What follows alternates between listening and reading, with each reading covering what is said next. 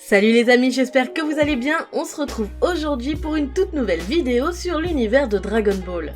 Si à l'heure actuelle dans Dragon Ball Super, Vegeta est côte-côte en termes de puissance avec Goku et qu'ils forment un duo de héros, ça n'a pas toujours été le cas, surtout dans Dragon Ball.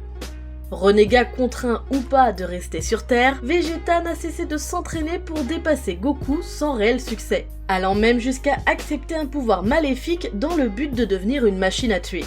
D'ailleurs, lorsqu'il est en Majin, Vegeta montrera une toute nouvelle puissance, inconnue de sa part qui en étonnera plus d'un, même Goku qui lui a pourtant caché l'existence du Super Saiyan 3.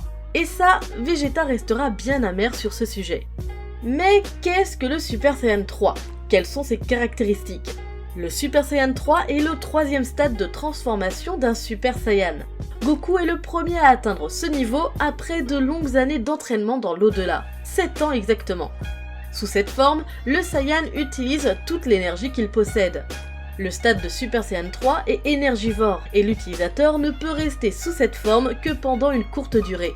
Après, il régressera à son stade initial et sera parcouru par une puissante fatigue. Si l'utilisateur est mort, comme Goku lors de sa première utilisation, le corps est moins sujet à la fatigue et cette transformation peut être conservée plus longtemps. Le Super Saiyan 3 est largement supérieur au Super Saiyan 2 en termes de puissance, de rapidité et d'endurance. Cela est dû au fait que l'utilisateur pousse ses capacités à leur paroxysme. La force de combat d'un Super Saiyan 3 est 4 fois plus grande que celle d'un Super Saiyan 2. Donc, il est 8 fois plus fort qu'un Super Saiyan et 400 fois plus fort que sous sa forme basique. Goku utilisera cette transformation pour affronter Majin Buu et ainsi gagner du temps pour permettre à Trunks de récupérer le Dragon Radar. Il surclassera complètement le Majin mais se retirera du combat lorsque Trunks aura récupéré le radar. Il justifie cette erreur parce que selon lui, il veut laisser l'occasion à Trunks et Goten de vaincre Majin Buu. Par la suite, Gotenks atteindra lui aussi ce stade après un long entraînement dans la salle de l'esprit et du temps. Cependant, cette forme réduit le temps d'utilisation de la fusion à seulement 5 minutes, tant elle est vorace en énergie. Grâce à ce stade, Gotenks a été capable d'ouvrir un passage entre le palais de Dieu et la salle de l'esprit et du temps. Il réussira ensuite à vaincre Majin Buu, mais attendra trop longtemps avant de lui porter le coup de grâce et la fusion prendra malheureusement fin.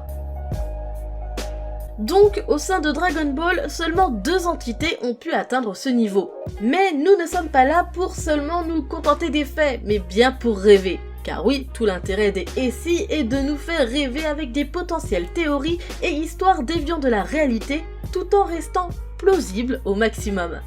Vous l'avez vu dans le titre, nous allons aujourd'hui nous demander « Et si Vegeta avait eu le Super Saiyan 3 ?» Comme nous l'avons vu plus tôt, que ce soit Goku ou Goten et Trunks, tous ont passé un temps énorme en entraînement pour passer ce niveau. Vegeta, à la différence des petits, n'a pas utilisé de salle de l'esprit et du temps entre l'arc Cell et l'arc Buu. Il s'est entraîné seul, chez lui, dans sa super salle d'entraînement high-tech. Il est même étonnant qu'il n'ait pas pensé à aller dans une salle de l'esprit et du temps, surtout que maintenant, nous savons qu'il en existe plusieurs de toutes sortes en matière de temporalité. Comme par exemple dans l'arc Moro où 3 jours passés dans celle de Merus équivaut à une demi-journée dans le monde normal. Donc il ne serait pas incongru d'imaginer Vegeta passer le reste du temps qui lui restait dans la salle de l'esprit et du temps ou même de tenter d'en trouver une autre. Si Goku est un génie de l'apprentissage de nouvelles techniques, Vegeta lui est un génie de l'effort et il n'est pas impossible qu'avec un tel entraînement et énormément d'efforts, il atteigne à son tour le Super Saiyan 3.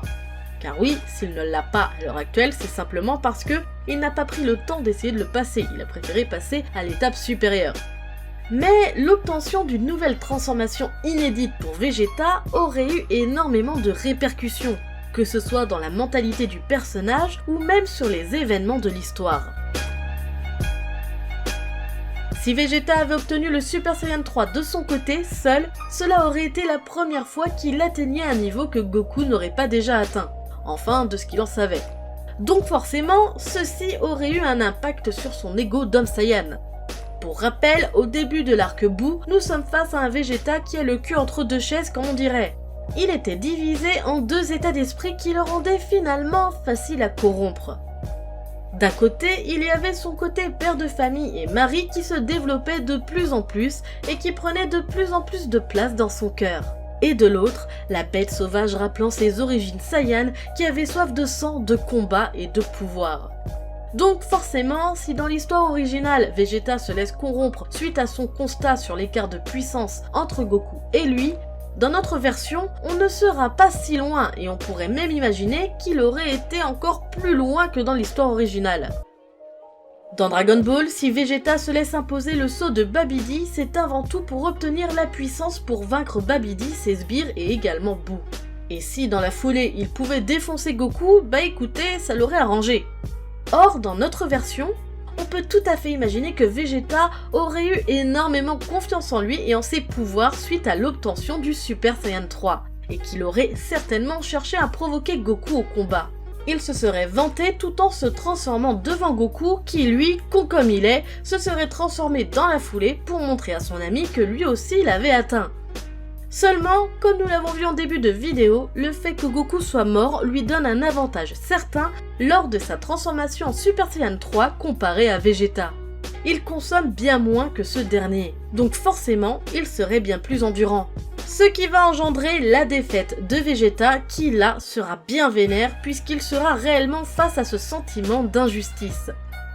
Tous les efforts qu'il a fait, tous les entraînements, cette nouvelle transformation pour qu'au final, il ait toujours l'impression d'être à des kilomètres du niveau de Goku.